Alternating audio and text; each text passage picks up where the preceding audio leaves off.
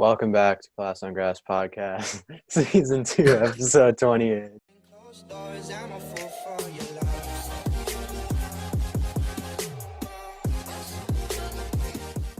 Getting through the year. Finally some Zoom. a Zoom, but also finally some nice, decent spring weather. We had some nice weather last week. Now we're getting a little bit of rain, but it's going to bring the flowers. The April buds on showers do bring May. They bring the May flowers, exactly. Thank you to everyone who is watching on Patreon right now. Your support is always. We're just really grateful for all of that. And then if you're listening on Apple Podcasts, thank you as well. Spotify, all of that jazz. Thanks for everyone who's listening. Recently the podcast views have not been as high, but that's not that's just due to us not being in the studio. But we'll be back in the studio really soon, and we're just gonna keep bringing you the content no matter what. We love doing it for you guys, so we're gonna keep bringing it. It was another one of those weeks where it just seems to be plugging along. It's like a train on train tracks. Nothing's going wrong. Everyone in the train is just a nice, lovely passenger doing their own thing. But we just keep moving along. And one thing to say before we get into the podcast is this week we were trying to spice it up a little bit, because we're on the Zoom. Spice it up. Throw a little garlic in there. Throw some thyme. Some oil. Yeah, exactly. Maybe some gasoline. Yeah, exactly. Spice it up a little bit. Put some flames in there. Mm-hmm. So we've decided to put out 3 questions, which I will read off to you guys in a second once I pull it up. 3 questions on our Instagram. They are polls, so you vote for one or the other. And you guys, you guys can think about them right now. Let them ruin your head. Think about your answer. Maybe you already answered them on the Instagram. Yeah, they won't be up if you're listening to the podcast right now. They're up right now. But it's more live for us. Exactly. But the 3 questions are more likely to win the Euros, France or England. Obviously, England seem to have a much better squad this year than we've ever seen them have. France, clearly, great team. Jose to be sacked this year, yes or no? I think it's a great question, considering there are the Jose Mourinho diehard fans, and I think everyone else is just on a camp of their own. And then who gets the Ballon d'Or first, Haaland or Mbappe? Obviously, a lot of big opinions talking about this right now. So we're gonna let that sit. We're gonna come back to that at the end of the podcast, and we will read you guys out the percentages that it came out to.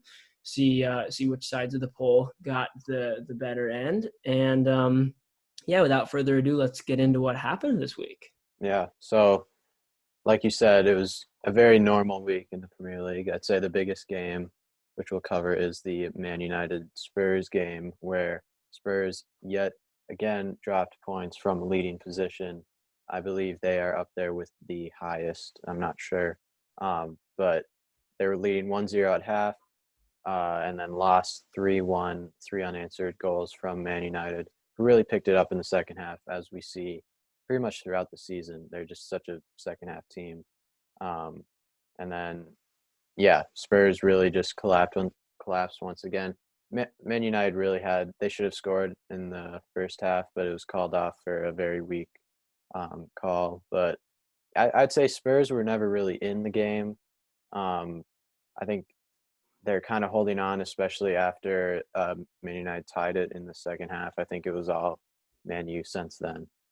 Yeah, watching the game, the first half seemed a bit more even to me, and the scoreline reflects that, obviously. But I definitely think that Spurs had somewhat of a grip in the first half. Not a grip to the point where you were like, oh, they're going to go on and win this game, especially considering Man United's form in the second half, like you said. But they did start the game stronger than I expected. Although that being said, there was a goal that was disallowed because of a Scott McTominay punch to Heung-min Son's face, which wasn't actually a punch. But I was just wondering, what do you think about that call? Because Scott McTominay got the ball and effectively was just using his arms to balance him. If you're watching on the Patreon, you can see me. He was just moving his arms about like you do when you run. And one of them swung back and hit Son in the face, and it was called a punch, and it was called a foul, so the goal was disallowed. If this goal was allowed, I think the tide of this game would have been totally different. Outcome same, scoreline different. And yeah, I was wondering what you think about that, and especially just VAR changing the shape of a lot of the games, and not only the score lines, but the momentum in games. Hmm. Yeah, with that specific call, I'd say, I mean, they kind of have to call it. It was an arm to the face, and it did look deliberate, but um, when you really look at it, Son was holding his arm, and then he was trying to get him off of him, and that's a natural motion to like do that because he was just kind of grabbing onto him and getting away from Son, and then obviously it hit him in the face. McTominay wasn't even looking in his direction. But I think as a referee, especially in today's game, it's going to get called. I think it was very soft and very unlucky because it led to a goal. Um, I think it wouldn't have been that big of a deal if it wasn't actually a goal. I don't think they would have gone back and given him a yellow for that because you see that happen all the time. Um, but yeah, and then like you said, VAR really, I mean, every day there's like a growing crowd of VAR haters, and I'd say I'm not a hater. I think it just needs to be changed the way it's used. I think it definitely improves a lot of calls that are missed, but I think the way it's being used, especially in the Premier League, is just not right. And I think in other leagues, it is being used a lot better, and it definitely in like international games and tournaments, we've seen it used a lot better than it has been, especially in the Premier League, and that's why there's so much controversy over it. Exactly. And although that goal was disallowed, United, like we said, came out on top. They came out in the second half with a ton of energy. Son did capitalize after that foul in the first half, but when United's firing on all cylinders, there's not a lot of teams in the world that are going to stop them. And their announcers. I did send you a clip of this today. Mason Greenwood had a goal, the third goal of United's goal scoring spell at the end of the game. And he received the ball from Paul Pogba, and he was maybe 8 yards out and just put it in the bottom right corner. And the Manchester United TV announcer was like, "Oh my God, what a screamer! What an absolute belter from Mason Greenwood!" And while he was running up to take the shot, he was like, "Come on, Mason! Come on, Mason!" So that was definitely a highlight of that game for me.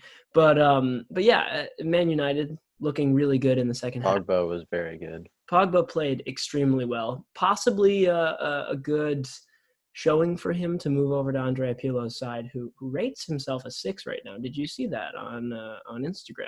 It No. came out. He rated his season as his managerial success this season as a 6 out of 10. Interesting from a man who has achieved so much success as a player. That's a whole nother story. But I found that very interesting. But possibly a signing for Andrea Pirlo in the future if he can stay at that Juventus job. Maybe we'll see Pogba back in Turin.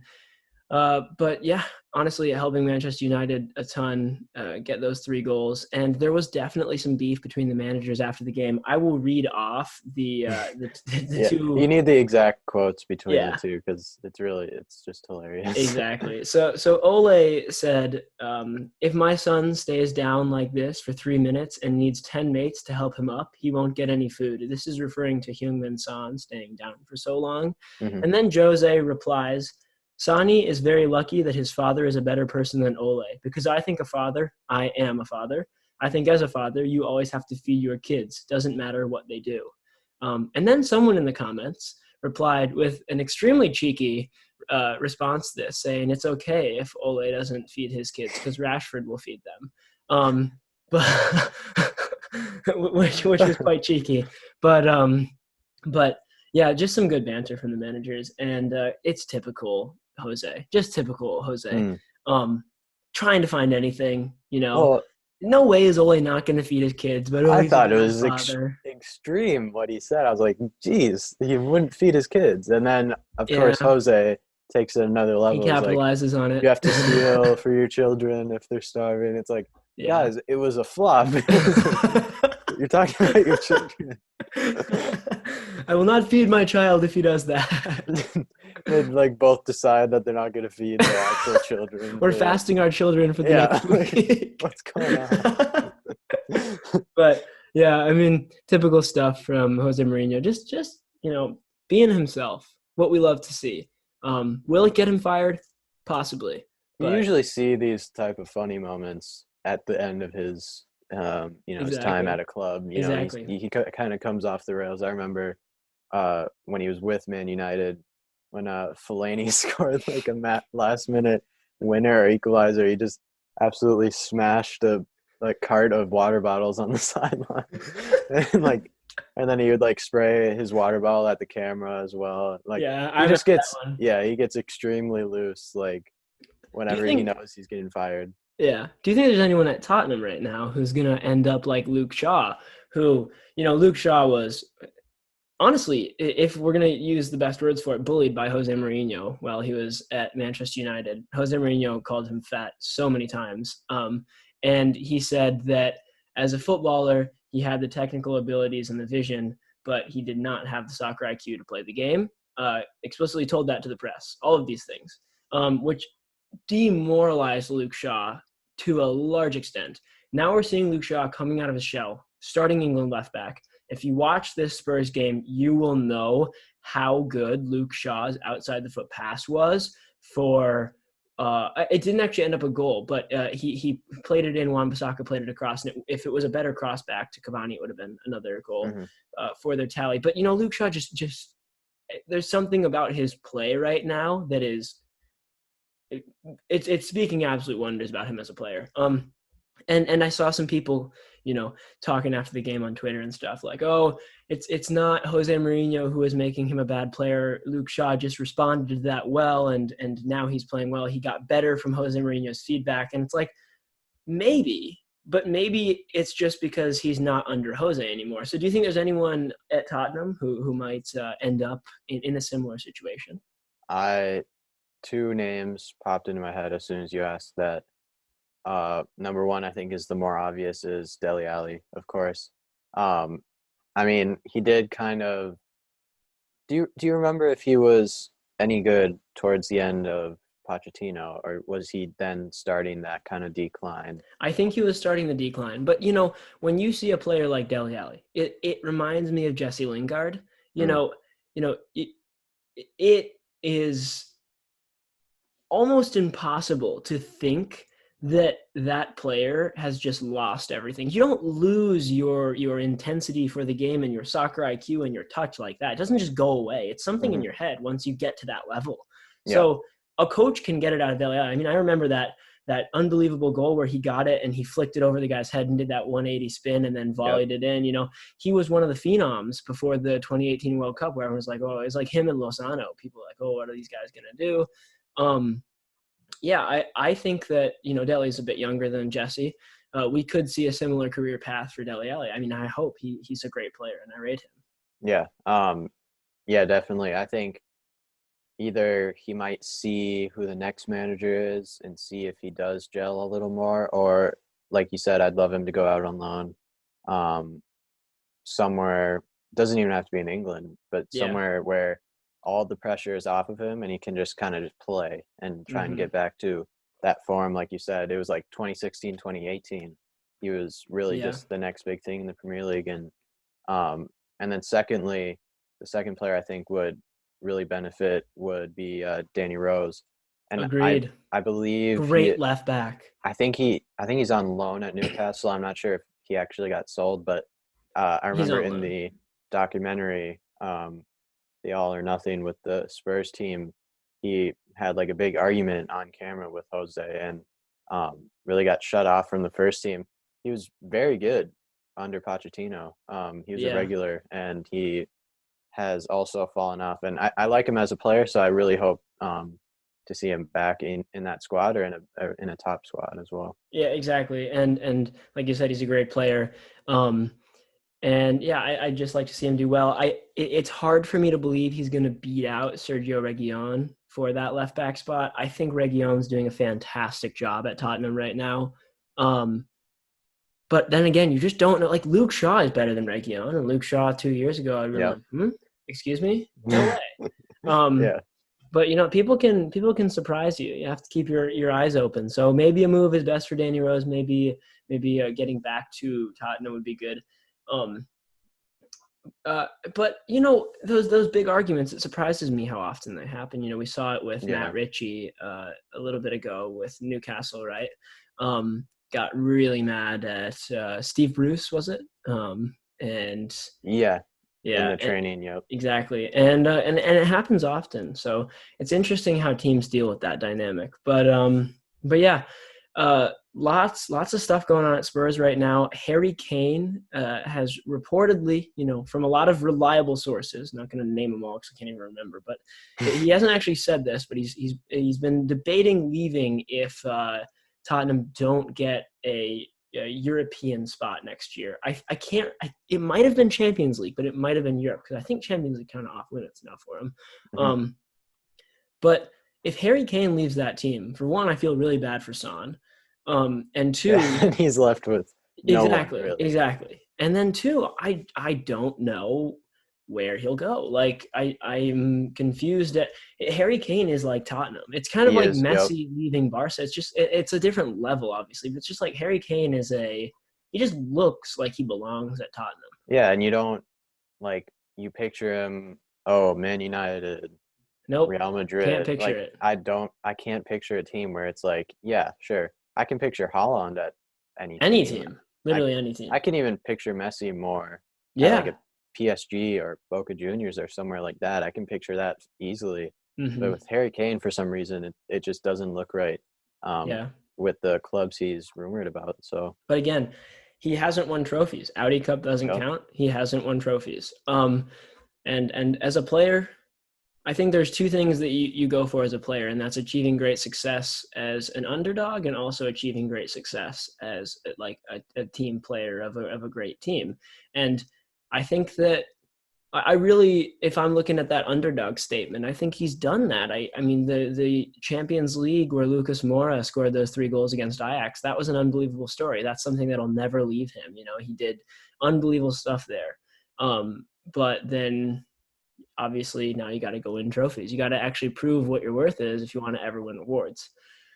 But yeah, it'll be interesting to see where he goes, moving over to probably the most attacking team and fun to watch team in the Premier League, Leeds United. Brighton. Solely Danny Welbeck. Yes. We're in Southampton at the moment. Wow, are they stunning? I mean, have you ever seen such beautiful football being played? Oh, God. But yeah, we'll get to that. Yeah. I don't even want to get to that. Maybe we won't get to that. But yeah, Leeds is incredible attacking wise, and Stuart Dallas, unreal. What a player! Scores 2 against Man City, and after the game, gives the most unbelievable post game talk ever. He's just like, I ran, the ball came to me, and I shot it, and it went in. And then he sounds like Zlatan. No, but it wasn't. He was like a little boy. He's like, yeah. And they're like, how do you feel about winning against City? He was like, he didn't even take the question about winning. He was, I saw the ball coming to me through, and I just ran to it and I shot it. It's all about me. Yeah. Did you see the stats of the game? Oh yeah, City absolutely pummeled them with stats. It was 29 shots to, I think Leeds maybe had 3 below 5 shots, yeah. Probably 3, and they scored 2 goals. Exactly. It's just FIFA numbers. So, I mean, Stuart Dallas's first goal was incredible. I think I saw his second. So the second one was where he was, as he said, ran through played it through the goalkeeper's legs. Scored. The first goal, it was a really awkward angle of a volley. It was at the top left of the box, and he and a really sweet volley is when it's if you're a right-footed player, it's when it's to the right a little bit so you can, swing at it. But it was right under him. And so he hit it a bit early, but he just rifled it straight, exactly straight. No, there was a tiny misslice, but nothing really. And it just, I thought it was coming out, but it hit the post and just went directly to the other side and almost hit the other post. Yeah, good player. And yeah, first loss for City in 2021. Is that true? Did they?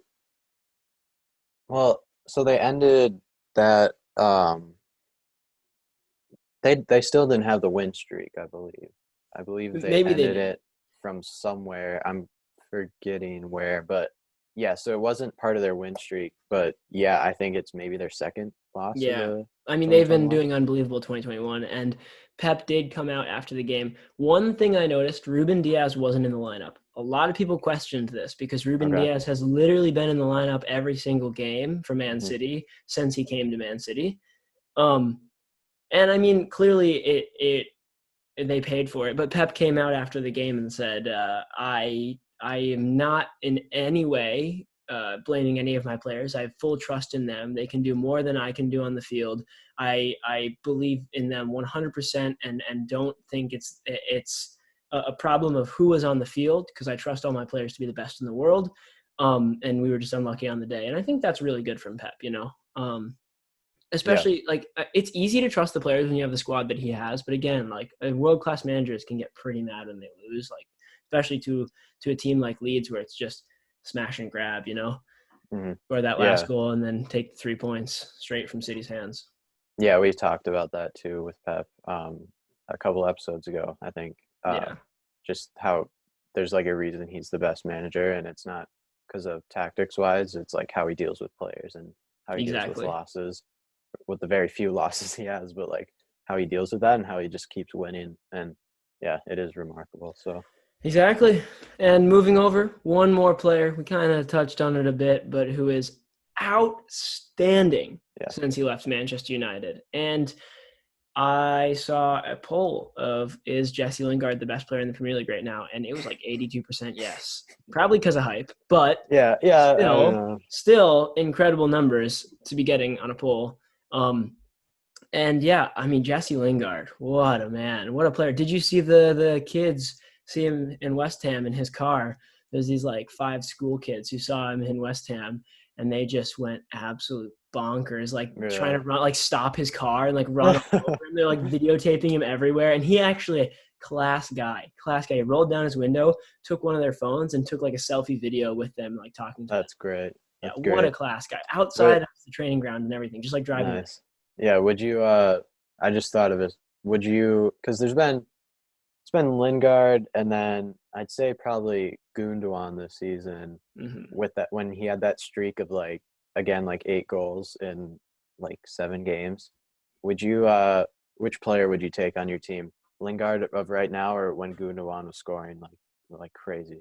Purely because I think for team chemistry and just the morale on the team, I'd take Jesse Lingard. I feel like Gundogan's very quiet, Mm, kind of just works in the shadows, does his thing. yeah. Great player, obviously. But Jesse Lingard is going to bring that vibe to your team where you guys are having fun. The You got celebrations yeah, are just off the exactly. charts. You know, his smile is contagious. Yeah. He's always trying to joke around, have fun with it. He's competitive. Gundogan seems like he's just so waveless ocean that it's like I would want that on my team, but if I'm taking one of them, I want the guy with the character. That's true. So Yeah. that's the only reason. Yeah. I mean, they are playing in different positions. But like off the top of my head, those are the two players I could think of this season that just had a streak of like incredible goal Yeah. scoring. The only other one is Tom Calvert-Lewin at the beginning of the year and Castan with his Yeah. assists at the beginning of the year, but they've really fallen off. Yeah. That's true. Yeah. Yeah. Definitely. Yeah. Don't get me wrong though, Gundogan is incredible, and I would take him in a heartbeat on my actual team. Gundogan would be absolutely unreal in the ECNL. This guy would rip people apart. Yeah. Yeah. We have to move over to Spain now because Spain. I don't know how I'm saying this because I have always thought that Spain was, or the La Liga was the most technical, the best quality football, but the most boring to watch. Mm. But somehow the top of the table is now the top 4 are all within 6 points of each other. I'm going to read that off.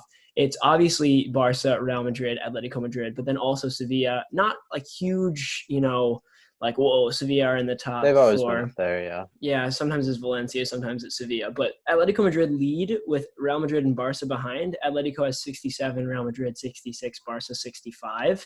And then Sevilla with 61.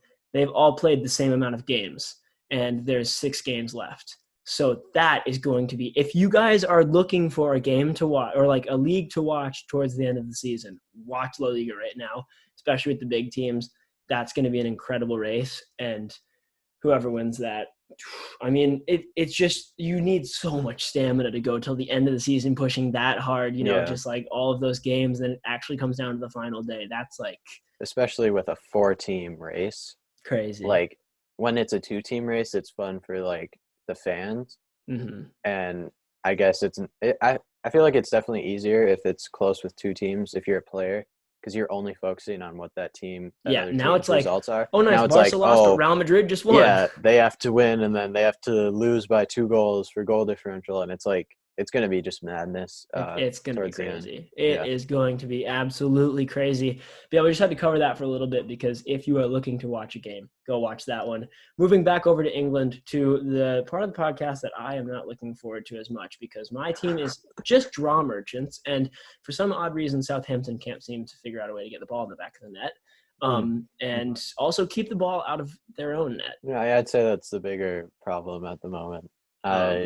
I do not know. We've basically fallen. like it's like Niagara Falls, but with balls going into your goal. Yes. Just a constant stream of there's another one. Yeah, and it's like yeah, exactly. I'm expecting the goals to fall into our net at this point. I'm like, if we don't concede like less than 2 goals, okay, we need to score 3 today because we're automatically going to concede 2. let's just put him in the beginning of the game. Pass it back to the keeper, put him in, get it over with. It's back when Kepa was playing with Chelsea. And he was conceding so many stupid mistakes. Yeah, I remember I was thinking like, all right, Chelsea must come into every game and be like, we must score like 4 goals because Kepa will give up this many goals. So yeah. I mean, we have fallen back into relegation form. I think you are 100% in relegation form. The thing is, you were so good at the beginning of the season. You're not. We are unbelievable in the first half of the season, and I mean, we've just fallen back into how we were the past couple seasons when we have been fighting relegation. And I thought this season was it where we would really push on, but I mean, injuries, and then the 9-0, and then the 9-0 was the turning point. Yeah, a lot of VAR calls right after that. Really, the confidence went rock bottom, and we really haven't recovered. So yeah, I mean, when you're losing, was it 3-0? Yeah, to West Brom, needs a change.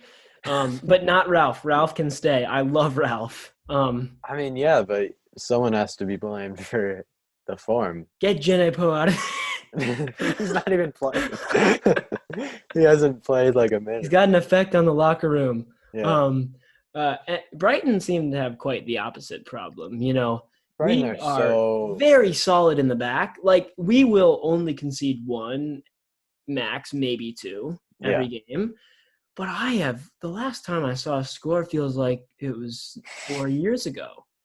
Like, I mean, I have to give us credit because over the past month, we've had like 2 goals from Danny Welbeck, like 2 or 3 from Trossard, a few from Mape, but like it's just so few and far between. Like, we just don't have that. Like, I want Glenn back so bad. We need someone who can just put the ball in the net. And Glenn's obviously too old now, but I mean, when's the last time? I don't think you can really count Glenn because I think in his best season 90. In the Premier League, he scored 10 maybe.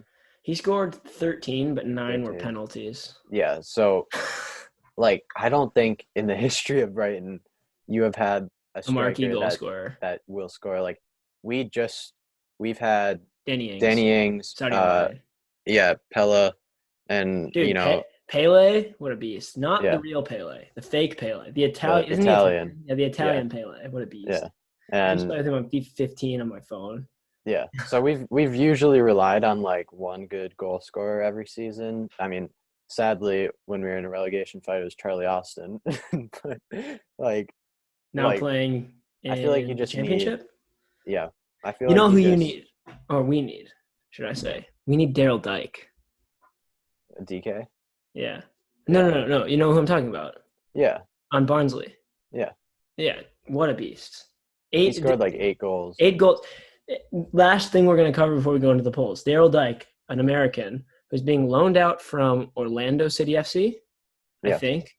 is playing for Barnsley. First off, how do you get loaned from Orlando City and go to Barnsley, who are Most obviously random, better? yeah, most random championship club too. Usually it's like, oh, QPR or Yeah, exactly. Brentford or someone like that. And it's like Barnes are Barnsley. good though. And it's They're just like I, fifth. I don't know why are you loan? It's like if Minnesota United was like, yeah, we'll loan him to City. Like Go on. let's loan Reynoso to City, but only if you guys pay 40% wages. Yeah. It's like what I don't understand how you like obviously it happens, but it just seems odd to loan a Yeah. player to so like a much better club unless he just wants out, which maybe Daryl Dyke does.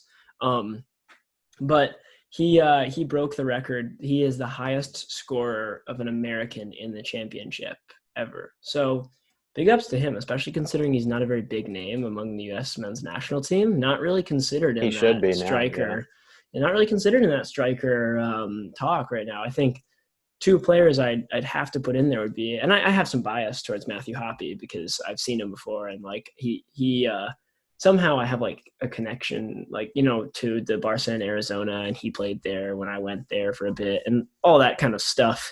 Um, and yeah, so I think he should be included in the talks as well as Daryl Dyke, but Hmm. that's just me. And we don't really have a striker right now, to be honest. So why not try things out? Yeah, definitely. All right, let's check the polls to end it. All right. As you know, we have millions of followers on the Instagram, so these polls are going to be really accurate. Um, it looks like there is about 25 or 30 votes at the moment in about 40 minutes, so not terrible. 25 or 30 votes per question. For most likely to win the Euros, we have an exact 25 or 25-75 split, 25 for England, 75 for France. Now, you see, this one has been skewed by the fact that France won the last World Cup. Too many people just think France is going to do it again. Do you know how hard it is to win back-to-back FIFA tournaments? Not FIFA, like back-to-back international tournaments. Yes, but That's France ridiculous. are very good. It, would they be? I don't know. I can't go into that tangent because I don't know actually. But if they won back-to-back national team tournaments, that would be unreal. Yeah, Um, for the second question, this one again is a popular opinion. I think pretty Jose to be much sacked this 75, year. 25. It was 68-32 for Jose to be sacked this year, and 68 was to yes. And I think that's just because, like I said, there is a larger percent of the population that is slowly turning on Jose, I think, because of his job, his later era at Chelsea, his era at Man United, and now his era at Tottenham. But still 30%, 32% say no, I think is not bad. And I think it's definitely enough for Daniel Levy to let him stay for one more year, possibly. But I would say personally, I don't know. It's a hard one to decide. Again, you don't know. And the next one, I, I don't know if you thought this was going to happen, but I am utterly shocked. It's who gets the Ballon d'Or first, Haaland or Mbappe. And Mbappe won on a landslide of 74% to 26%. Like, what is happening Do there? you think that's crazy? It should be like 55-45, I maybe. I think people are thinking very rationally. Our fans are all very Really? smart people. I think they're thinking uh wherever Holland ends up, it will that will become a factor, but at the moment, I think even if he does go to a club like Real Madrid or Barcelona, I would definitely see Mbappe winning the Champions League, World Cup, and another trophy like the Euros, even though Holland can't win that So you're saying before Mbappe is him. going to leave PSG soon? No, I think he could definitely win it with PSG. That's what I don't agree with. Mbappe or Holland's on the move, right? Holland could Yeah, end up at a Champions League. Like if Holland goes to Real Madrid, I see them winning the Champions League. And if you win the Champions League and you score like 40 goals in a season, you're going to get the Ballon d'Or. And I don't see PSG winning a Champions League anytime soon. yeah. Well, I don't know. I think If Mbappe wins the Euros this year, though, if they win the he Euros will. and PSG win the Champions League, I think it's wraps for him. I think he's winning it. That's so true. Yeah, it's and I think we it's a could very we good could chance. see the start of the era this year. Isn't that crazy? Well, Messi's out of Champions League. Ronaldo's out of Ronaldo's out of Champions Champions League. League. Portugal are a decent side, but Ronaldo's like fifth in Serie A. yeah. So I could definitely see uh, Mbappe winning maybe 3 trophies this year with the Euros coming up as well. So that's a very good point. We didn't even think about that. Like this could be the year that Yeah, it turns around and the new age. the new age. Yeah. Let's leave it at that for today's episode. Next week is going to be monumental because Oh. we are going to be back in the beloved studio. Aren't you missing it right now? I am. I've missed it so much. People. First off, the sound quality will be better. So people who don't watch, you obviously will get a bonus for that. But people who watch will be just so pleased to see us in the same room, flowing a conversation, on the table with all of the trinkets about and the signed jerseys behind us. Bissouma glowing brightly. Do we take him off? Okay, I'm doing one last poll.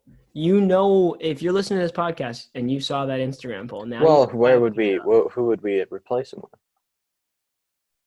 I'm gonna do a question, not a poll. A question.